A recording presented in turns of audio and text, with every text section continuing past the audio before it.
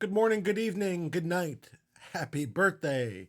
Um, Not legal advice. Like, subscribe, comment, ask any questions, and thank you. Thank you for watching.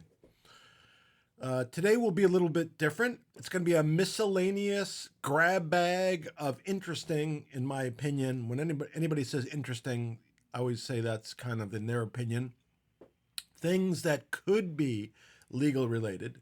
So I think you'll find it's an interesting selection, and it's different than I've done before. So we're just trying something different. Today's joke brought to you by In-House. This is an in-house joke today. And the joke today, or the so-called joke today, is: do you have to bring a boat to a garage sale? And stay tuned. There's an interesting Tom Cruise rumor at the very end. So you'll find it interesting. Actually, the last couple items are pretty interesting, I would say. So, starting off with the first point today is the Delaware Supreme Court, which is the highest court in Delaware, approved Tesla's direct sale to consumers, overturning a lower court ban. These bans exist nationwide in various states, which prohibit Tesla from selling directly to consumers. And the obviously impact is to cost consumers more money, as there's a layer of sales brokers, etc., that get in between the manufacturer and the consumer, and that adds price.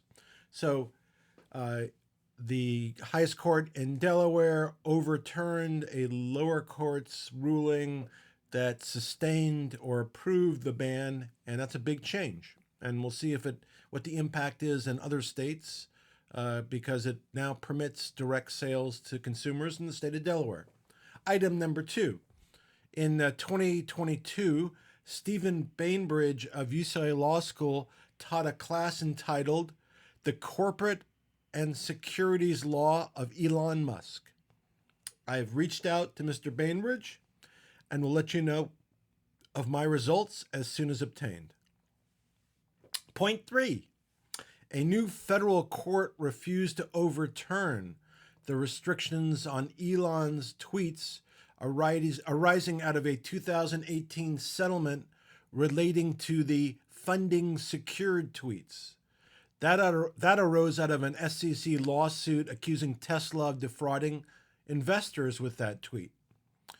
So the result of that was, and it was upheld by a lower court, that a Tesla lawyer must approve tweets that might contain material information impacting Tesla, in effect. And in that settlement, Elon and Tesla also paid $20 million, which for them is probably not as much money as it would be for me. And Elon gave up his chairman of the board role. So the appellate court let the lower court ruling stand. What's interesting about this, or what I found interesting, is in February or March of this year in California, Elon prevailed in an investor lawsuit for fraud on these same tweets. So I wonder if Elon had gone to trial in 2018, whether he would have or be subject to restriction. I don't know. But it's interesting in light of the trial result in California. It's certainly something that I'm sure he's thinking about. Additionally, and Elon or Mr. Musk, if you have not thought of this before, there's been a change in facts. You have a new CEO of Twitter who's responsible for the general oversight of the company. So perhaps her new presence will be new grounds for challenging the partial gag order. Just a thought. Four, and now we're getting to the more, I think, well, I'll let you judge it. Number four, and I'm only repeating this because it was in the Wall Street Journal today, and that's deemed a reputable source. But purportedly, Bill Gates, in or about 2010, was hot for a Russian in her 20s expert bridge player, and apparently that was an interest of Mr. Gates, bridge and maybe the 20s Russian bridge player.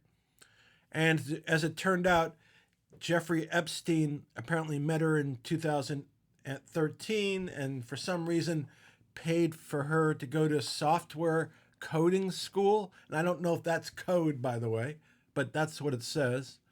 And then in 2017, Epstein apparently emailed Gates and wanted him to reimburse him for paying for her software coding school. He was pissed that Gates did not invest in his being Epstein's fund. And I guess Epstein and Gates had spent a considerable amount of time together.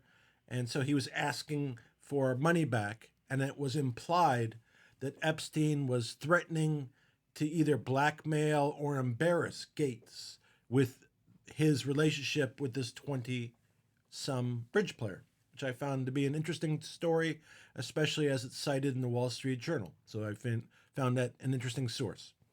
And finally, and I found this incredible, finally, and this again is directed at Mr. Musk, is there any truth to the rumor referenced above that Tom Cruise wants to do a Mission Impossible style safety commercial for Tesla?